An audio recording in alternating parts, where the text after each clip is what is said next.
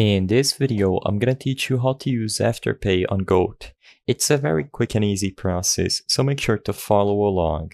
You can do this process on your phone or your computer through the web browser at the Afterpay official website, or you can use the app.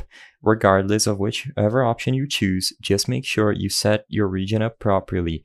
And on the Afterpay app or website, use the search bar to look for Goat. So just type Goat, and when you press enter, you should immediately see the official Goat store listed as the first option. Make sure that you select the official Goat store, and you are going to be redirected to the official Goat store website. It's very important that you look for Goat using the Afterpay search function in order to be redirected to the official Goat website.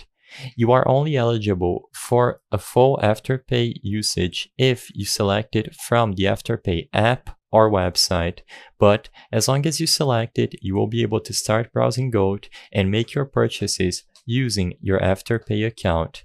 After you are satisfied with what you want to buy on the payment methods, you are going to see Afterpay listed, and you just have to finish the payment using Afterpay. I hope I was able to help you on how to use Afterpay with Goat. If this video helped you, please be sure to leave a like and subscribe for more quick and easy tips. Thank you for watching.